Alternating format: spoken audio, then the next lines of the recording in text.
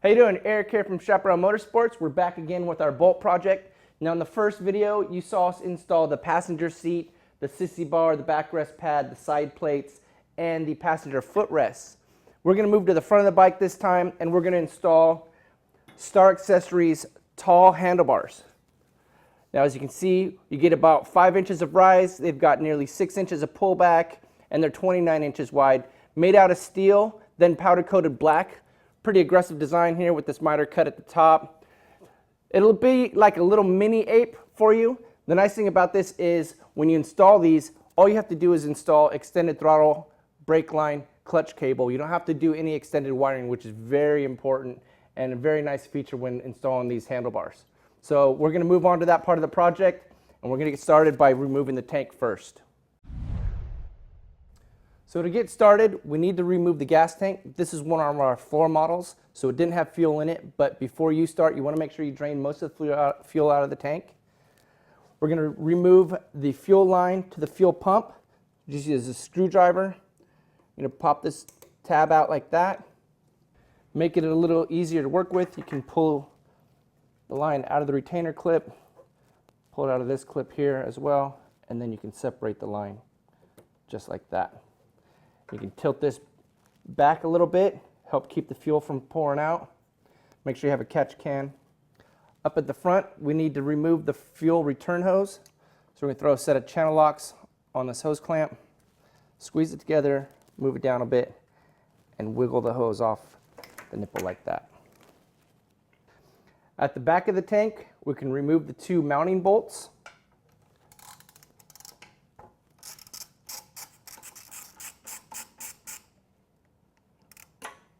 Next, you can wiggle the tank back a little bit so you can get access to the wire lead for the fuel pump coupler, which is this blue tab here. You just press it together with your fingers and disconnect it from the fuel pump. Okay, with the back of the tank lifted up, we can see the lead for the fuel sender coupler is looped around this clip, so we want to unhook it from that clip. That'll give us more room. We can wiggle the tank back and bring it up. We want to disconnect the fuel tank breather overflow hose. It just has a small clamp on it which you can squeeze together with your fingers, bring it down the hose a little bit, and then you can disconnect the hose from the tank, like so. Now that we've got a little more room to work with, we can wiggle the tank back. It helps if you have a friend, so we got Matt in here. Lift the tank up. Then we can disconnect the fuel sending coupler, which is this connection here, and remove the tank. Next, we're going to start disassembling the handlebars by removing these zip ties. There's 4 of them on the handlebars holding these electrical leads to the controls. That way that'll give us room to remove the lead from this hook here. That way we can then unbolt the speedo clamp and set it aside to gain access to these lower riser bolts that are holding the handlebars onto the risers. Just like that.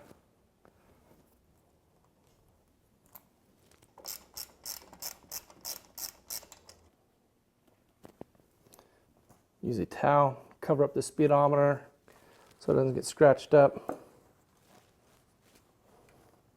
Set it down. Next, we'll start disconnecting the clutch and the throttle lines. You want to make sure before you do anything like that, identify the routing and see how your lines go. Up here, they come down through the middle through this bracket, and then they come around on the right side. So you want to take note of that so they can reroute the new lines the same way.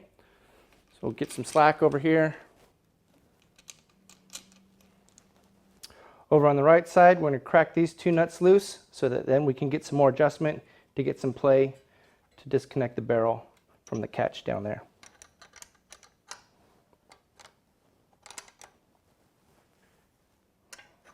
Now that we've got enough slack at the lever, we can pop the cable out, make sure everything's aligned, and slide the cable out and the barrel out from the bottom of the lever. Before we remove the clutch cable, we want to take note of its routing. It goes down along underneath the front tank mount, through these zip ties, along the wiring harness, along the backbone. We use a screwdriver to open up this plastic clamp here, and then we're able to remove the clutch line from it. And then with these 2 nuts cracked, we can thread them down, and this one up, so that we can unhook it from that bracket right there. Then we just use a flat blade screwdriver to bend this tab back and out of the way so that we can get the clutch barrel out of there.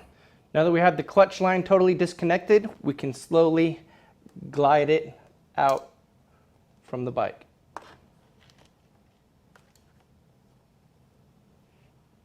Next, we're going to remove the throttle cables. I wanted you to take note of the cable alignment. We have the pull cable, which is up here on the top. It's the one with the adjuster, and the return cable is down on the bottom. The pull cable also has this bracket connected to it. As the cables route back to the throttle body, the pull cable is going to mount on the back side of the bracket here, and the return cable mounts on the front side here. So we're going to start off by loosening these lock nuts on both cables, and we can pop them out from the bracket like so. With the lock nut loose, we can remove the return cable from the bracket and unhook the barrel from the pulley. Next, we're going to remove this screw holding the bracket to the throttle cables up top.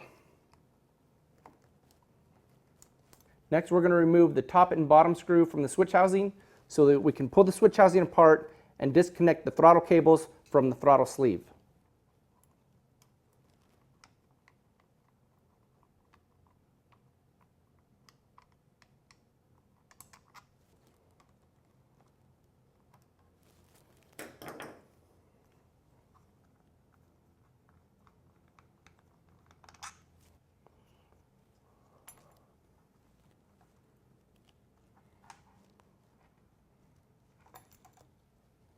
So now we can remove the throttle cables from the switch housing. Just thread it through the top and the bottom just like that.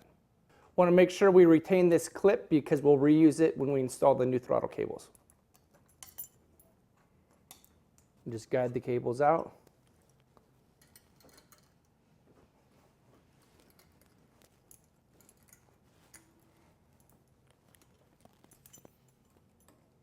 Careful not to scratch anything, just like that.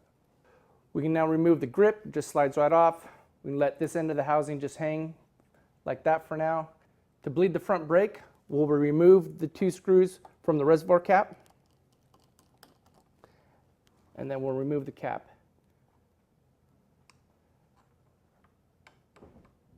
We're going to use this Motion Pro mini bleeder. It's got a socket and a wrench built into it so that it'll fit over the bleed valve.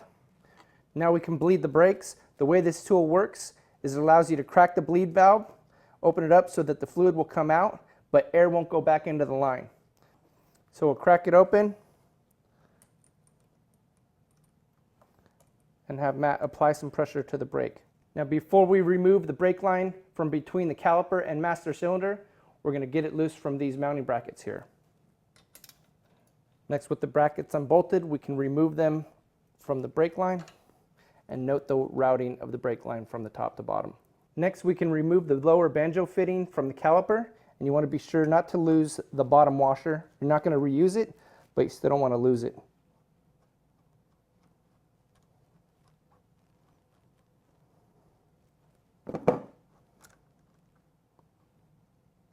We can then finish by removing the banjo bolt up at the master cylinder and removing the brake line from the bike. You can then guide the brake line out and off of the bike.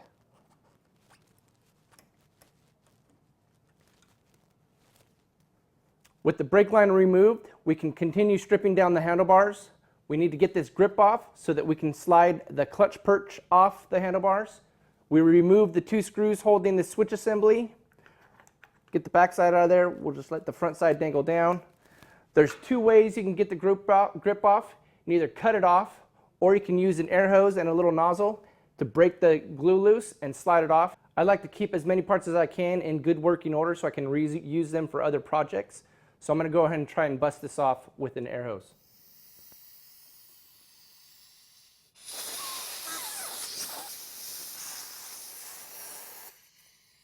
Next, we'll remove the master cylinder and brake assembly.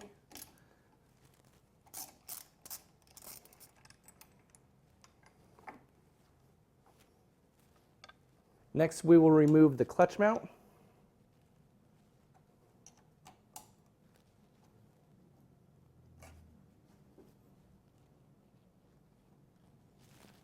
So now that we have the bar strip down, before we can install the Star Accessories tall handlebars, the directions require that we remove the rubber dampeners in the triple trees. As you can see, those isolators help take out some vibration in the bars.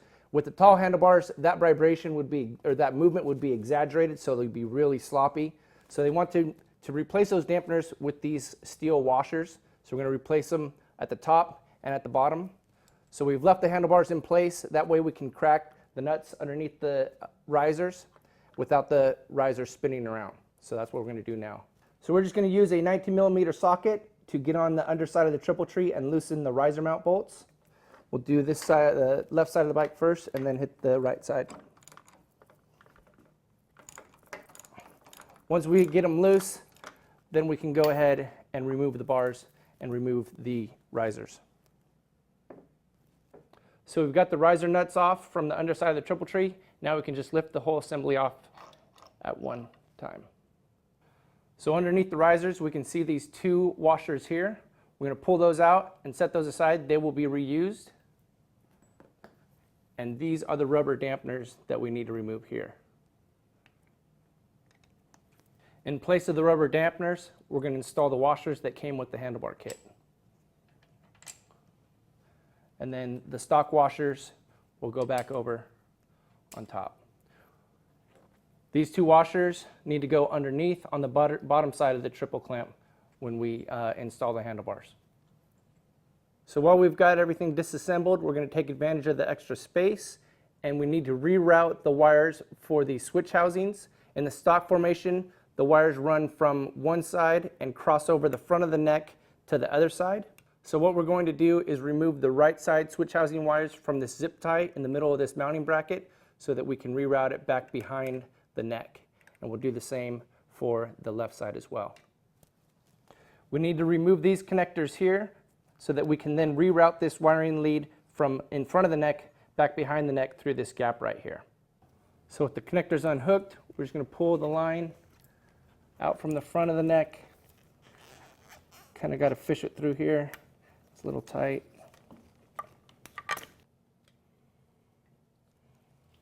So now we're going to route the connectors for the right side switch housing through this gap behind the neck. Then we can just reconnect the terminals.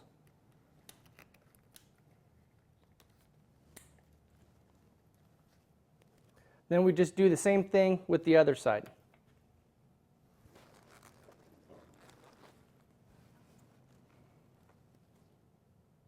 So with the cables rerouted, that'll give us the extension we need to mount to the taller handlebars. Now we can go ahead and reassemble the risers. Remember, we replaced the rubber bushings and installed the two washers that came with the handlebars. We've got bottom washers that we need to install on the underside of the triple tree. Slide the riser in, get it lined up on the bottom, and we can bolt it together. Now we can go ahead and install the Mini Ape handlebars. We're going to leave the bottom riser mounts loose for now. Once we get everything installed, we'll go back and torque everything down to spec. So get the bars fitted in the clamps, get the top clamp situated, loosely and tighten down.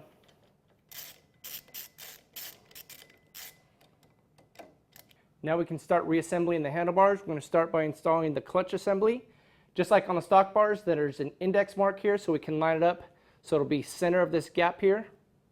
We're just going to slide it on very gently.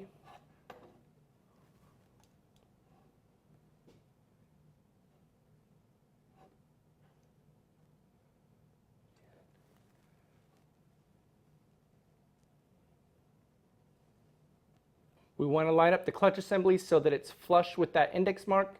And like I said, the gap is aligned with the index mark as well. And then we'll tighten it down just a little bit so it'll stay in place while we install the rest of the stuff. So now we can reinstall the left side switch housing. At the front of the handlebars, there's a hole so that you can index the front side of the switch housing and get everything lined up. So we're just going to line up the front side of the switch housing with that hole. Get it set in there. Get the back side lined up. And use the stock screws to secure everything together.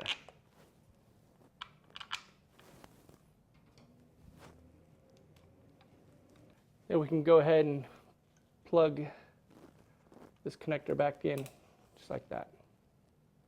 We got these custom contour grips from Avon. They're 100% American made. They've got a really sticky, tacky rubber outer, which will give you a nice firm grip on the handlebars. They come with different throttle cams, so that'll fit different motorcycle applications, and it comes with everything you need to install them. For right now, we're just going to secure the clutch side with the set screws here, and then we'll come back and we'll glue it when we're all ready to go. So we're going to mock up the clutch side with the grip by just sliding it on the bar real gently, and we'll set it in place with these set screws. The Avon Grips come with 2 throttle cams, an A and a B. The instructions say that the A will fit Honda models and the B should fit most everything else. So what it'll do is we'll line up these grooves with the notch grooves on the grip, put it together like that, and Avon supplies glue, so we'll glue these two together when we're ready. For right now, we're just going to mock it up. Now for the throttle, brake, and cable lines, we got these Star Accessories extended stainless steel lines. So these are all preset to fit with these taller handlebars. They're a little bit longer in length. They've got a nice stainless steel braid to them, which will contrast nicely to all the dark tones on this bike, so they should really stand out and look good. So we're going to go ahead and install the throttle cables. Before we throw the grip on, we're going to put a light coat of grease on the end of the bar, so it'll glide real easily as we use it. So we put a little dab of grease on the inside of the throttle tube as well. Slide the throttle on the handlebar, line up the pin on the hole on the handlebar, set it in there just like that. Pull cable goes at the top, like so. 3-turn line in. We want this bracket to go over the top of this collar on the return, like so. And then we can secure the bracket down with the stock screw. From here we can get the barrels lined into the cam, like that.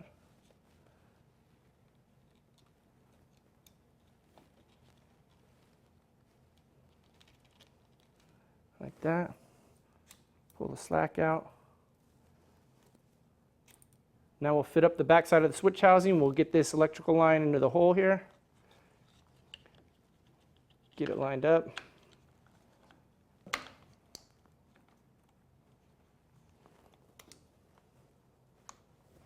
And use the stock screws to secure it together.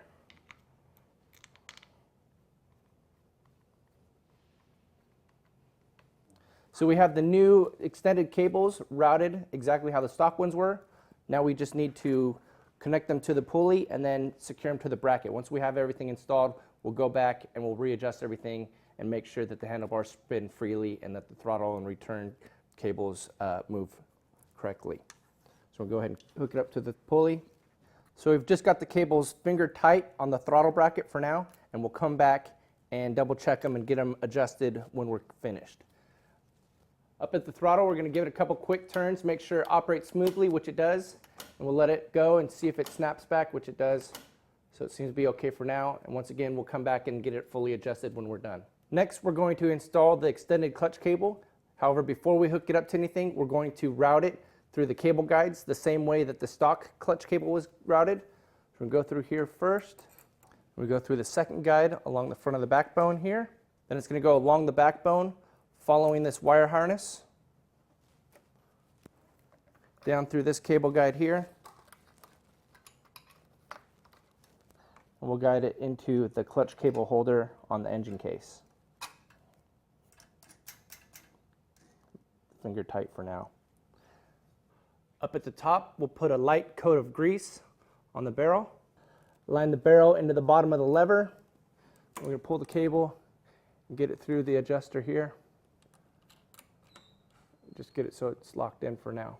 Then we'll connect the bottom clutch barrel into the clevis, like so, and bend over that tab.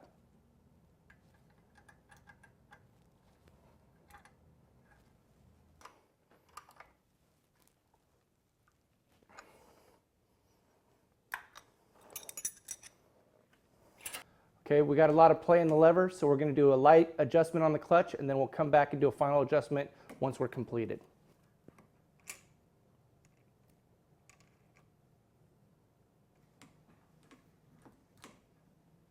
Next, we will bolt up the master cylinder and front brake lever assembly. Go ahead and line it up on the bars. Get the perch up at the front.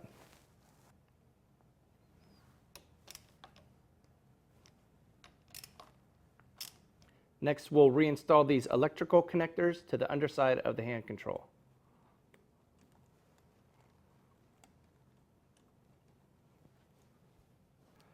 Moving on, we'll route the new extended brake line, front brake line, in the stock cable position. So we'll go through that cable guide up to the front of the master cylinder up top and route it down towards the caliper down at the bottom. The new brake line comes with 4 washers for the upper and lower banjo fittings. The washers will go on the top side and the back side of the banjo fitting. So we just take our bolt up in the master cylinder, thread it through the banjo and the washers, and then thread it into the master cylinder.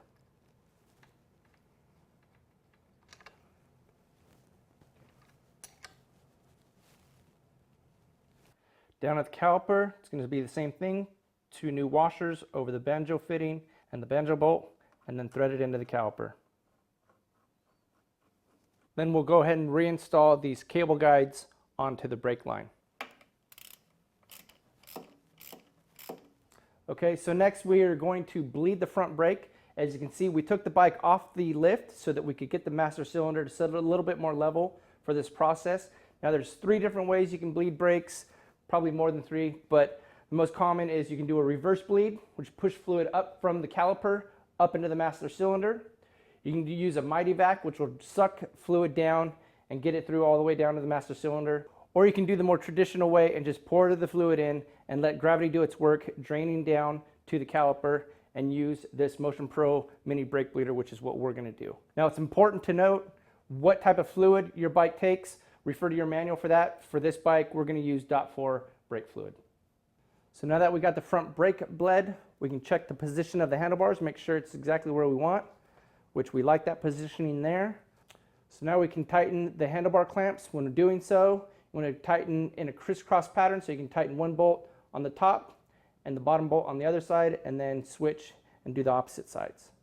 We use some little bit of thread locker on each bolt to make sure it stays tight. Once we have the bars tightened down, we can then check our throttle cables, clutch cables, make sure everything operates smoothly, doesn't get hung up. We'll check our throttle cable. Throttle snaps back all the way, turn to the left, turn to the right. Operates smoothly, snaps back automatically, doesn't get hung up, so we're good on that end. Got a good amount of play in there. Check our clutch lever, good amount of play in there. Got a nice firm grip on the brake. So then we'll check our levers, make sure they're in the positioning that we want. We're going to rotate the clutch lever down a little bit so that it's more even with the front brake, and then we'll tighten that back up.